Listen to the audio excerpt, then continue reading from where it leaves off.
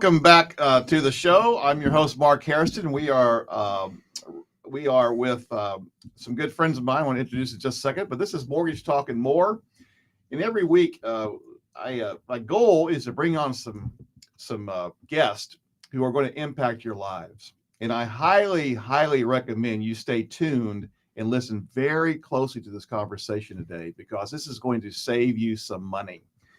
Craig Hancock and Margie Burgiago are my guests today, and Craig owns Home Tax Shield, and I can speak to this because I hired them this year, and they saved me hundreds of dollars, maybe more than that. To be honest with you, I've got 3 properties here in Austin, and I woke up one day and I saved a bunch of money. So I don't know exactly what you do, but we're going to dig into that. So introduce yourself quickly and kind of your background. Go ahead, Margie. And Margie Burgiago. I've had a background in finance most of my adult life, and from CFP work, I've owned a property and casualty insurance company. Very well-rounded. I've worked in title, and recently been certified by the state for property tax consulting. Awesome. Craig Hancock, and I've been spending most of my career in technology and data systems. Started out in the Air Force doing GPS satellites, and then did some deep data and technology research on Wall Street for a while, and now have fallen in love with real estate data and technology companies. Oh, this is awesome. In the property tax business. And for what I understand, or before the show, you used to be a butcher too. Long time ago, one of my first jobs was at a wonderful restaurant in Houston called the Taste of Texas. Amen. Well, listen, let's dig into some of these more intricate parts of what you do, because you're a data guy. I'm not really a data guy in the truest sense. I'm more of a numbers guy, but it's all the same in some way. So let's talk about the tax assessor's responsibility as far as how it works, why some properties are, appraised at such and such by the tax assessor. So how does the tax assessor actually decide what a home is worth, and how do they make mistakes around that? Well, it's a good thing to start with understanding their side of the process and what happens in the state of Texas with appraisals and with property taxation and the like. And at a really high level, just to remind everybody, Texas right now has 2 different ways that it taxes citizens. And one is property taxes that we're going to talk about a lot today. Okay. And the second one is sales tax. Okay. And so it's in our Constitution. We won't have an income tax. And so Texas has made that decision. No income tax, but the only other 2 ways we earn tax revenue are sales and property taxes. Okay. So on the property tax side, there are a few different local entities. So the property taxes are not assessed at the state level. The state and the comptroller like to remind us about that all the time. It's not a state tax. It's a county tax? It's a county tax. It's a local tax run by local county officials and offices. And there's a few of them. There's the appraisal district, which just by the nature of their name, they appraise your home. So they appraise the value of your home. That's one local governmental office. The second one is the tax assessor, who does nothing but assess your tax based on what the appraisal district says. Okay, got it. And then the third one that is involved mostly when it comes to property transactions is the county recorder, to identify clear, rightful title and ownership of every property. Got it. So those are the 3 local entities involved in producing the outcome of property taxes in Texas. Well, as a mortgage broker, and not just recently, but certainly in the last several years, the challenge in Austin, Travis County, let's just use Travis County, is affordability. And part of that challenge is around taxes, right. Because like you said, we don't have state income tax, so they have to get the revenue somewhere, and that's how they do it for the most part. Right. So that's why your position and your role in the marketplace is so important to me, because I want to keep my property taxes assessed as low as possible, obviously, and that's why I want you guys to speak to that. So how do you know if you're overpaying your taxes on your property, or do you know? You can. There's really only one way to know for sure, and is to hire you. It is to have a professional that's done this before many times. That's very knowledgeable, not just about the general appraisal methodologies, but also knows the local appraisal district so that they can go in and discuss your case with the local appraisal district. And that's truly the only way to end up knowing for sure that you're not getting overtaxed. A lot of folks may look at their number that they get from the appraisal district, and maybe it's a little bit less than they paid, or maybe it's lower than last year.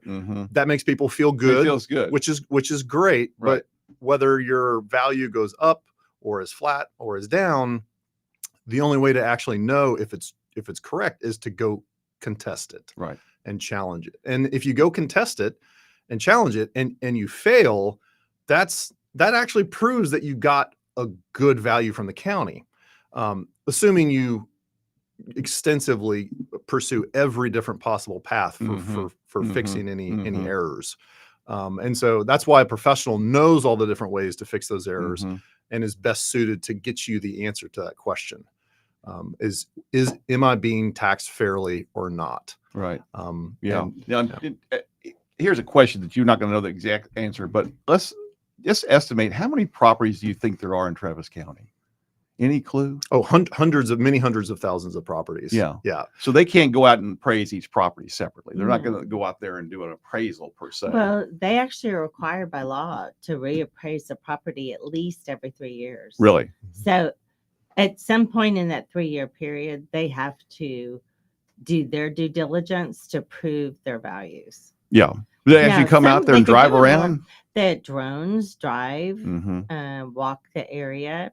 But yeah, they do. They're required, and they're getting pretty aggressive of how they go about doing that. I mean, I had a client last year in the Kerrville area where on a high fenced property, he comes around the corner of his house and there's a guy standing on his porch with a clipboard. And he's That's like, pretty scary. well, who are you? And what are you doing here? And he said he was at the county and he was appraising the property. And he's looking at like, but how did you get on my property? Yeah. Like this. I mean, Flew you him had to have in. a code to get in. And he never did answer. But he had his dog with him. And the guy had said, well, you know, I'm here and I'm appraising the property and I'm trying to get a good value for you. Can I see in your house? He's like, no, Right. You can't.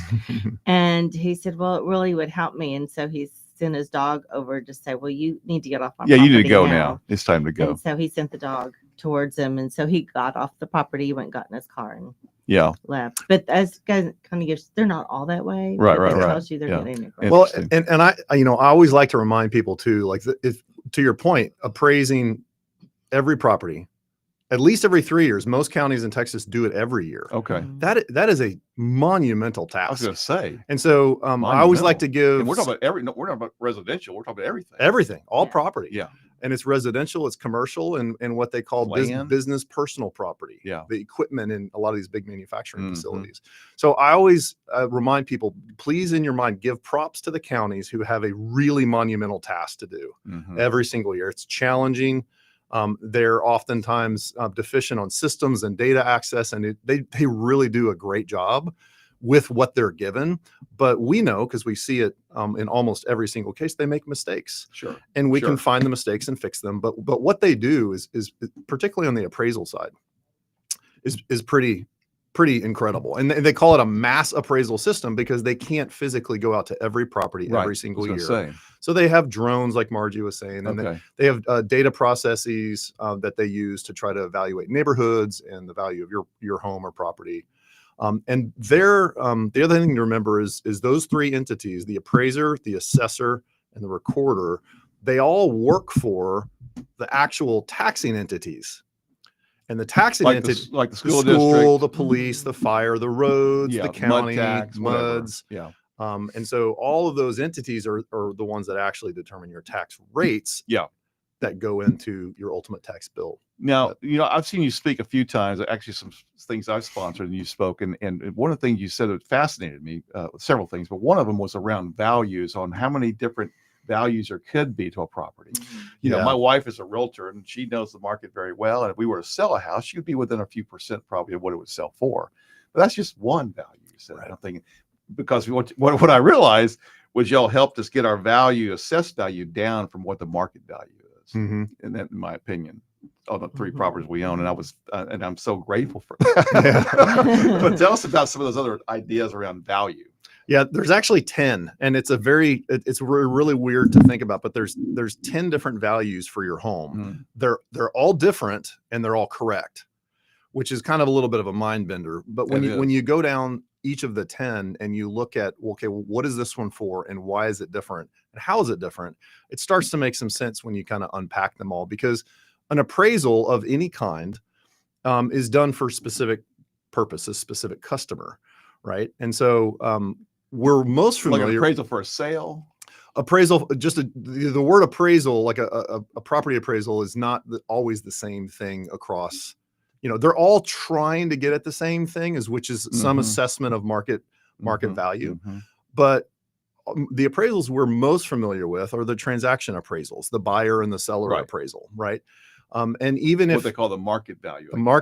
Yeah. Well, and the buyer's appraiser could come up with a different number than the seller's appraiser. Sure. And if they can't end up agreeing, then you don't have a transaction. So you actually have 2 different appraisal possibilities. For sure. If they come up with the same number and the buyer and their seller agree, then boom, you got a transaction. Right.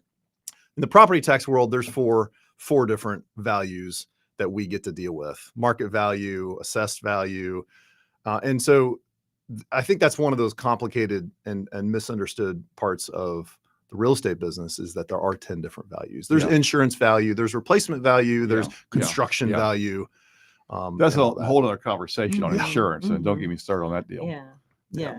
But It's layered. That's why this was such full circle for me, to come out of, to know title and real estate, have a financial background. This was kind of like, kind of completed the circle by knowing the tax side of it all and all the intricacies that go into that. Yeah. Let's talk a little bit about homestead and the value of a homestead on a property in Texas, as an example, because I think through the legislation in the last few years, they've made some adjustments. Quite a few to things that could save people. So let's talk about that. Because a lot of my clients, I say a lot, some of my clients are buying properties that may have been former rentals with no homestead. And then they do order to file a homestead once they purchase, let's say this year. What's the implications of some of that? Well, the legislature has done a lot in the last few sessions for homestead exempt properties. It used to be that you get a little $25,000 value credit. Okay. That was what it was a number of years ago, and they increased the 25 to 40, and then most recently they increased the 40 to 100. So you're now what getting, entities are we talking about? This is so. In other words, with the taxing entities, not all of them do you get the 100,000, do you? No, is that right? Mostly on the school tax, But you get $100,000, kind of value credit, which is a big number, and the average tax rate in Texas is hovering around 2%. So it saves the average homeowner $2,000 a year. Yeah. Oh, that's good. So that's a lot just right off the bat, and they're actually. That's one of the things on the next legislative session, is they're going to talk about whether or not to raise the $100,000 even more. But those exemptions are really step one in the game of saving money on property taxes, is get every exemption you qualify for in place and monitor it. Make sure it's there. Well, I know I don't look it, but I just turned 65 in October. So, so I understand there's something to do around that. Absolutely. Yeah. And that's going to help freeze school taxes, correct? Correct. It freezes school tax. Only Only your school taxes. Yeah. And I believe they should eliminate them at 65. That's the misnomer. A lot of people don't protest their taxes because they say, well, my taxes are frozen, because school taxes take up about 47 to 52% of your taxes. Okay, about half. Depending on where you are, about half. So, but that still means if you're not protesting your taxes, you're paying the highest value on those other entities. Yeah. Why would you do that? Right. And yet people do it. That is the huge misnomer. It's also a misnomer of when that goes into place, how long it takes. Talk about that too, because do the timing, because I'm not really clear about the timing. I don't want to misguide people either. I've got a client closing next week, buying a property without a homestead. He's going to file it, but then when does the benefit show up for him? Really not for a 2 full years, but kind of can be within a year. But in the first year where you buy the property, you get that credit, like you get with the homestead credit of $100,000. there's a credit that you get financially towards your property, but the cap doesn't go into place that first year. The freeze doesn't go into place because you got to go a full year Oh, the cap before doesn't they go. cap it. Yeah. And or freeze, I shouldn't say cap, they freeze it. But then you have to go another year and they look at the lesser of the 2 years, and that's where they freeze it at. That's so forward. interesting. Yeah. So for over 65 or older folks, that's really important, is that the freeze year, the first year that you actually experience the freeze is really— What do you mean by freeze? the freeze on your school taxes. My school taxes. Right. Got And it. they call it a freeze too. And this is where one of the points of complexity in the property tax system. On the homestead, the credit is on your value. Yeah. On the over 65, the freeze is actually on your taxes paid. So if when you turn 65 that year, Which is 2 weeks ago. which is congratulations. I got my Medicare. Happy birthday. I'm so happy. if in that year you turn 65, if you paid $2,000 in school taxes, then the year you turn 66, you will only pay $2,000 So it's this year. in school taxes. Okay, Yeah, got it. but that freeze year that you get the benefit is actually when you turn 66. 65. Oh, 66. 66. It freezes when you turn 65. The benefit of the freeze happens when you turn 66. And so you actually want— the year you turn 65 is one of the most important years to protest ever. Yeah. 'Cause you we want— did with y'all. Yeah. You want to push that low, because Low as that's you can. That's right. the freeze year. That's right. That's right. Yeah. Now, my wife and I were in discussion the other day because I was as a homestead property. I understand that the a tax assessment value can only go up 10%. Is that correct? Correct. Okay. She was in the assumption that the taxes could only go up 10%. I said, no, I don't think so, No, because tax rates can change. a lot. And Yeah. they did this year and last year. From whom? The Primarily? taxing entities. And so like school districts. Any of Yes. them, they can vote Yep. to raise them. I know they mean, can. It was on the ballot for Travis County and several of the counties around here Yep. to raise their rate. yeah, there's one in Hayes for I said no. new roads. Yeah. Well, you got outvoted. Yeah, that surprised me.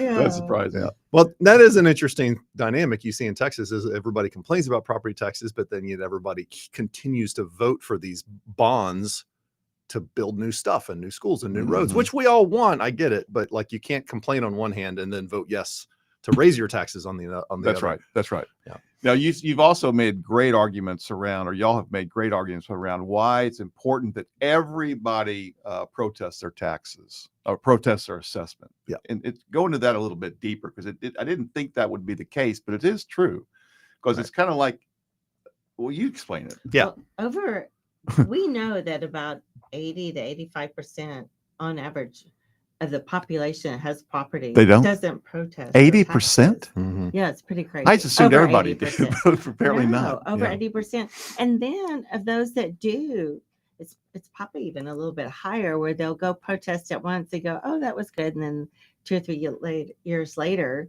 they don't, the next several years after that, they don't protest. That we've learned that there's a cumulative effect over time. I Right. mean, the real reality It's is almost that exponential. if Uncle after a Sam while. sends you a tax bill, are you just going to pay it? Right. Or do you go and either go to some kind of tax help by a professional to make sure that what they're saying you owe, that you owe? Yeah. You're not, Mhm. you Yeah. don't want to just pay it.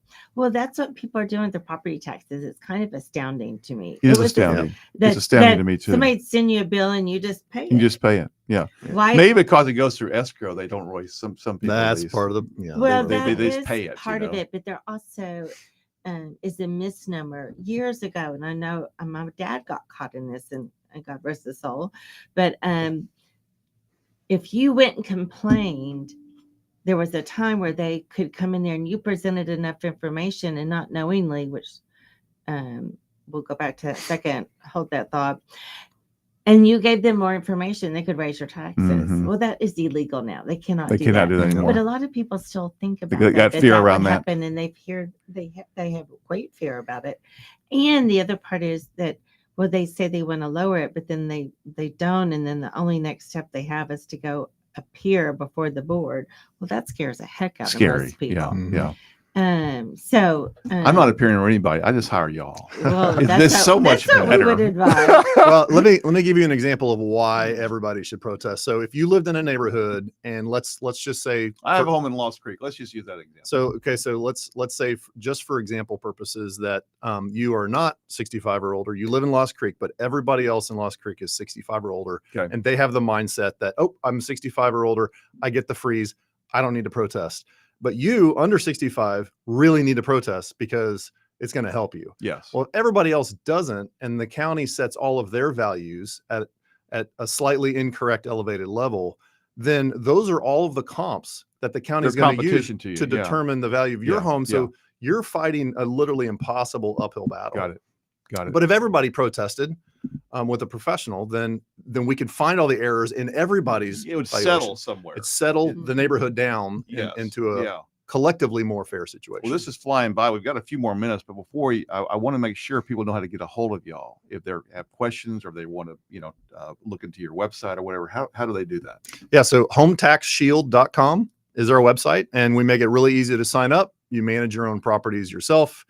We have a fantastic support team on the website, and they're all based in Texas. They all know the property tax system really well. And quite a few of us are almost the whole company works the support chat. It's really fun. Because we want to touch base with people. It's a very confusing system, and we're big about education and big about building that confidence. Because the truth of the matter is people can go in and do it themselves, but most likely they're going to fail.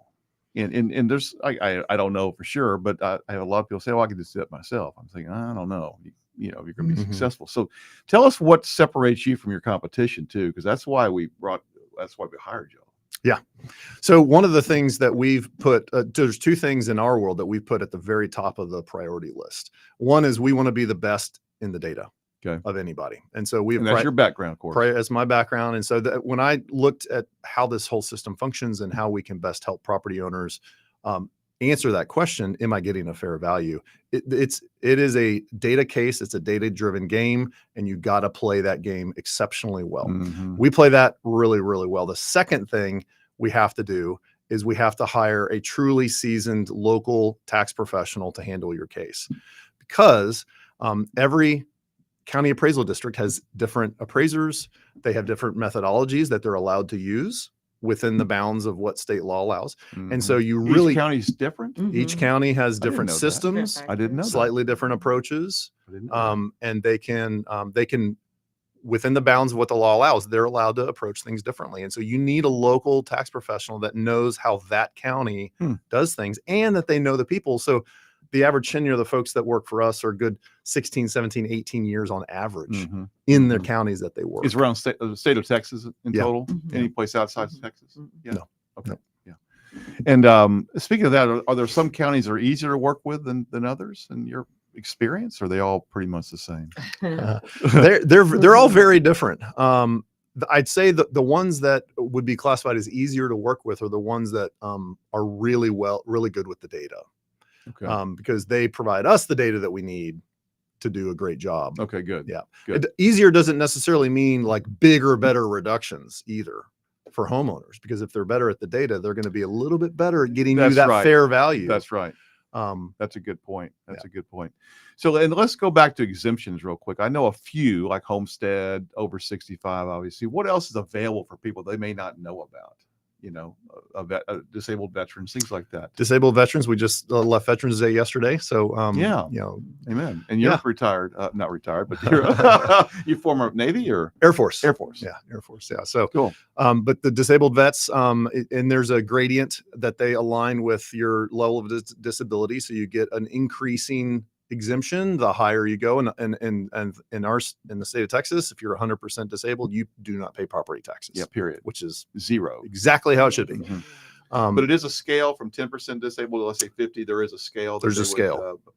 Yeah, that's good. And the other one that is somewhat common in the more rural areas is the agricultural exemption. Okay. And there's a lot of things below that when it comes to land and cattle and bees and all sorts of stuff like that. So Yeah. And talk about, well, let's not talk about, but when do I expect my tax bill? It's already the middle of November almost. When do Any it? day. any day, if you, I didn't know where I thought it was October, but we haven't seen them. No, it's usually in November.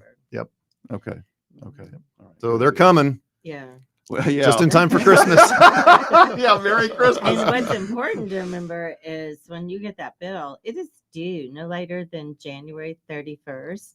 And if you don't pay it, it immediately starts February 1st With penalty? with a penalty and interest of 7% and goes up to 13% in July. Monthly? It goes up. It goes up incrementally each Really? month. Mhm. So it's really important to pay that. And if you think you're going to have problems, you need to get that resolved as soon as you get your bill. They will allow for installments, and people do not realize that. Okay. But if you Without miss- penalty? without the penalty, Mhm. but if you miss a payment and you did the installment, they will assess all Retroactive. those penalties. Yeah. So Yeah. really important. Another point to make around that is you have until January 31st, let's say of 2025, to make your payments without penalty. But in order to write them off your taxes, it has to be done in this year. Is that Right. correct? IRS taxes. Yeah, IRS taxes. I'm yeah, talking you'd have about to pay IRS. that bill by December 31st. Yeah. Whether it be a homestead or investment properties Right. or whatever else. The other really important date, because this is an unfortunate time of year because people are getting their bills and they're reaching out to us. Hey, can you fix this? And You're a little unfortunately, late. it's a little late. That May 15th deadline every year. That is it's your one and only chance. May 15th. May That's the 15th. date. Before May 15th, Okay, you yeah. gotta hire somebody to handle this. Well, we're going to have you back in some live presentations for my realtor friends to talk more in the first year, because that's where I thought that it would be appropriate timing now, but certainly the first year to do this again. Thanks. You yeah, know, would be happy. Yeah, So, that's great. Thank We've you. got a few more seconds left. Wrap us up with something of value that they have to know this thing. May 15th is a good one. May 15th is the big one. Yeah. And don't be late on the January 31st or December 31st payment. Yeah. And if they've been doing it themselves, I would really encourage them to look into having a professional, because the taxing entities they might give you 1 or 2%, but that doesn't mean we have a much higher average of what we usually can get reductions I bet you saved me for. $1,000. Yeah. So they tend to they want you to go away in Right. essence. We'll give you a So- little bit. Just to go away. Yes. Yeah. But if you didn't good. get any, it's because you probably didn't have the right data. Well, listen, guys, it was great to see y'all. I appreciate it again. Y'all Thank been you, on Mark. before, and Thank you. good to see you again. Time Good to see goes you. flies by. Yes, We've got to do this. yes, This is lovely. All right. Okay.